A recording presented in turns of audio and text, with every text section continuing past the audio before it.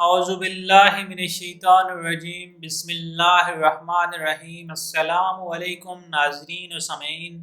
ہم نے آپ کو اپنی پچھلی ویڈیو میں ہلاکو خان کی موت کے بارے میں بتایا تھا کہ اس نے کس طرح سے قتل و غارت جاری رکھی اور پھر اس کی دردناک موت کس طرح سے ہوئی، لیکن آج کی اس ویڈیو میں ہم آپ کو اس کی مزید ڈیٹیلز کے بارے میں بتائیں گے کہ اس نے مسلمان حکمران اور مسلمان بادشاہوں کے ساتھ کیا کیا اور ان کا کیا انجام ہوا، اور اس نے مزید کیا کیا قتل و غارت جاری رکھی۔ لیکن اس ویڈیو کی ڈیٹیل میں جانے سے پہلے میری آپ سے التماس ہے کہ ہمارے چینل کو سبسکرائب کیجئے، ویڈیو کو لائک کیجئے اور شیئر کیجئے۔ جب وہ بھوک سے نڈال ہو گیا تو اسے نکال کر ہلاکو کے سامنے پیش کیا گیا۔ کئی روز سے بھوکے عباسی خلیفہ کو ہلاکو نے حکم دیا کہ وہ جو ہیرے اور جواہرات اپنے ساتھ لایا ہے اسے کھائے۔ ہلاکو نے کہا، کھاؤ یہ ہیرے جواہرات۔ خلیفہ بولا، میں یہ کیسے کھا سکتا ہوں؟ اس پر ہلاکو بولا، تو پھر یہ چیزیں جمع کیوں کی تھی؟ اگر تم اس دولت سے جنگ کا سامان خریدتے، سپاہی بھرتی کرتے تو شاید آج وہ دریا عبور نہ کر پاتا۔ جس پر عباسی خلیفہ نے سرد آہ بھرتے ہوئے کہا، خدا کی یہی مرضی تھی۔ ہلاکو خان نے جواب دیا، اب جو میں تمہارے ساتھ کرنے جا رہا ہوں وہ بھی خدا کی مرضی ہے۔ منگولوں کی روایت کے مطابق کسی بادشاہ کا زمین پر خون بہانا بدشگونی سمجھا جاتا ہے، اس لیے ہلاکو نے سپاہیوں کو حکم دیا کہ خلیفہ کو اس طرح سے مارو کہ زمین پر خون نہ بہہ سکے۔ خلیفہ کو قالین میں لپیٹ کر پہلے فوجیوں نے لاتوں اور گونسوں کا نشانہ بنایا اور پھر اس پر اس وقت تک گھوڑے دوڑاتے رہے جب تک وہ موت اس پہ واقع نہ ہوگی۔ اس کے بعد ہلاکو خان نے فوجیوں نے بغداد میں اس حد تک قتل و غارت کی کہ دریائے دجلہ کا پانی کئی روز تک سرخ رہا، کتبخانوں کو جلا دیا گیا۔ گلیوں میں پڑی لاشوں کے ڈھیر سے اٹھنے والے تعفن کی وجہ سے ہلاکو کو رہائشی خیمہ شہر سے باہر لے جانا پڑا۔ ایک اندازے کے مطابق 5 سے 10 لاکھ افراد کو قتل کیا گیا اور ایک ہفتے تک منگول عباسی خلافت کے دارالحکومت میں لوٹ مار کرتے رہے۔ ناظرین، یہ تھا ہلاکو خان جس نے لاکھوں مسلمانوں کو قتل عام کیا اور پھر ایک بوڑھے مسلمان کی بددعا کی وجہ سے ہلاک ہوا۔ آپ کچھ ہلاکو خان کے بارے میں جانتے ہیں کہ وہ کہاں پیدا ہوا اور کیسے منگولوں کا حکمران بنا۔ ہلاکو خان ایلخانی حکومت کا بانی اور منگول حکمران چنگیز خان کا پوتا تھا۔ چنگیز خان کے لڑکے تولی خان کے 3 بیٹے تھے، ان میں ایک منگو خان جو قراقرم میں رہتا تھا اور پھر پوری منگول سلطنت کا خان اعظم تھا۔ دوسرا بیٹا قبلیائی خان تھا جو چین میں منگول سلطنت کا بانی تھا، جبکہ تیسرا لڑکا ہلاکو خان تھا۔ منگو خان کے زمانے میں شمال مغربی ایران میں ایک اسماعیلی گروہ خشاشین نے بڑا ہنگامہ اور خون ریزی شروع کر رکھی تھی۔ یہ علاقہ منگولوں کے زیر حکومت تھا، اس لیے وہاں کے باشندوں نے منگو خان سے اس ظلم و ستم کے خلاف فریاد کی۔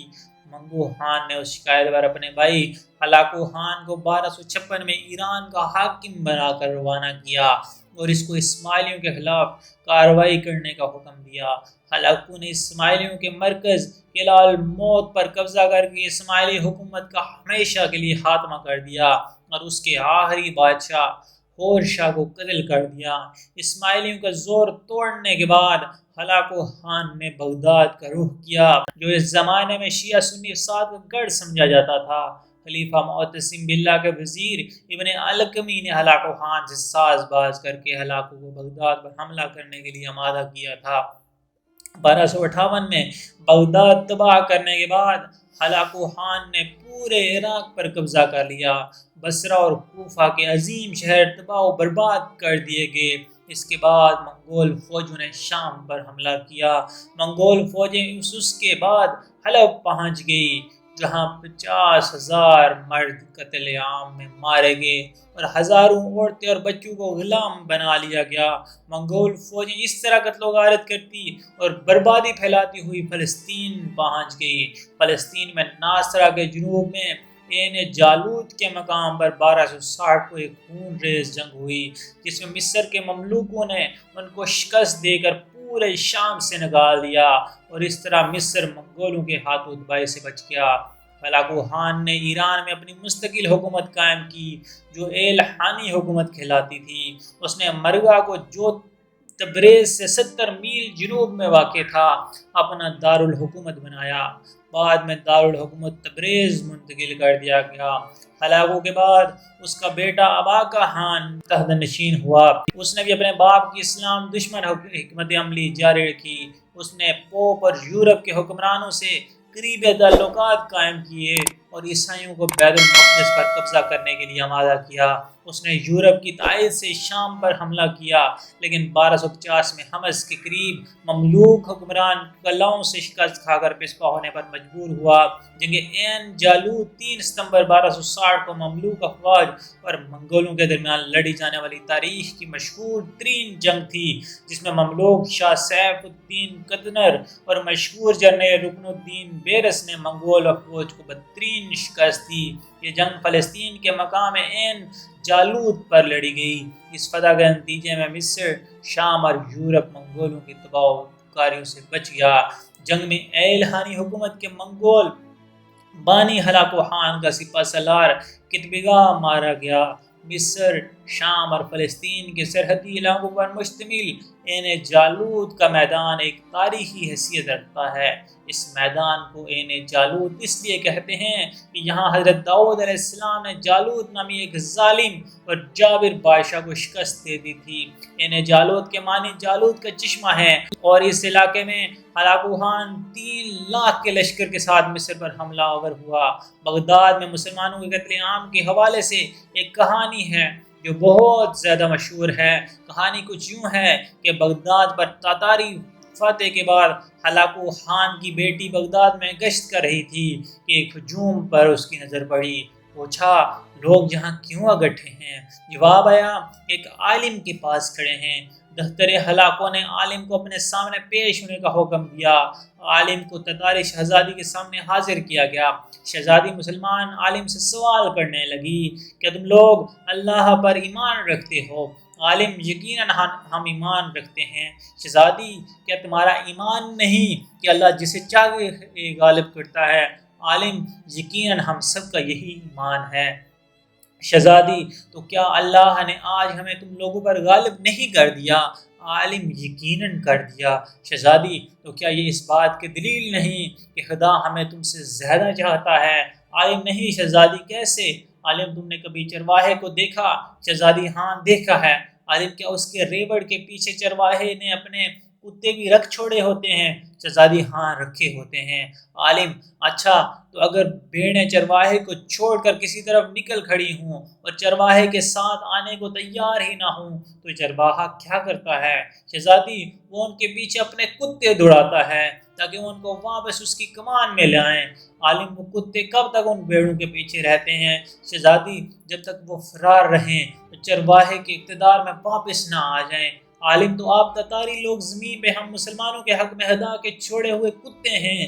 جب تک ہم خدا کے در سے بھاگ رہیں گے اور اس کی اطاعت پر نہیں آ جائیں گے تب تک خدا تمہیں ہمارے پیچھے دوڑائے گا، تب تک ہمارا امن و چین تم ہم پر حرام کیے رکھو گے۔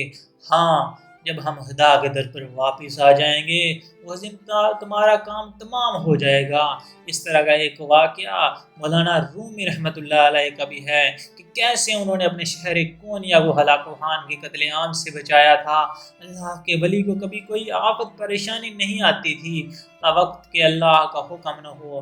تاریخ ایسے بے شمار واقعات کی شاہد ہے کہ اولیاء اللہ کی جان لینے کے در پہ دشمن خود مصیبتوں کا شکار ہو گئے اور ان کی عقلیں حبد ہو جایا کرتی تھی۔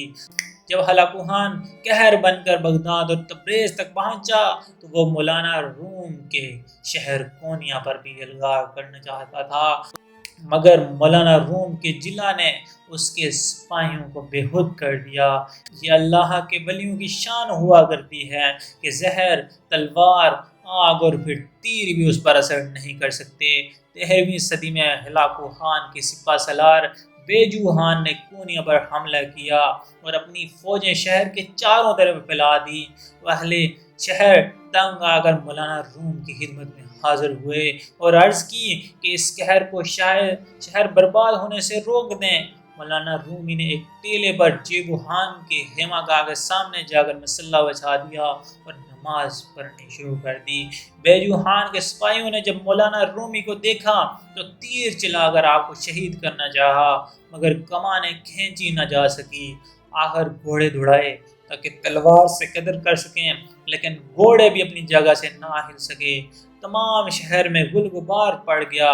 سپاہیوں نے بیجوہان سے جا کے یہ واقعہ بیان کیا اور اس نے خیمہ سے نکل کر خود مولانا روم پر کئی تیر جلائے، لیکن ایک بھی تیر مولانا روم کو جا کر نہ لگا۔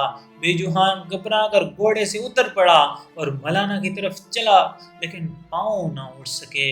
آخر محاصرہ چھوڑ کر بھاگ نکلا۔ اس طرح مولانا رومی کا شہر کونیا ایک ولی اللہ کی برکت و فیض سے قیامت صغریٰ سے بچ گیا۔ ہماری آپ سے التماس ہے کہ ہمارے چینل پر مزید ویڈیوز دیکھنے کے لیے ہمارے چینل کو سبسکرائب کیجیے، ویڈیو کو لائک کیجیے اور شیئر کیجیے۔ جزاک اللہ۔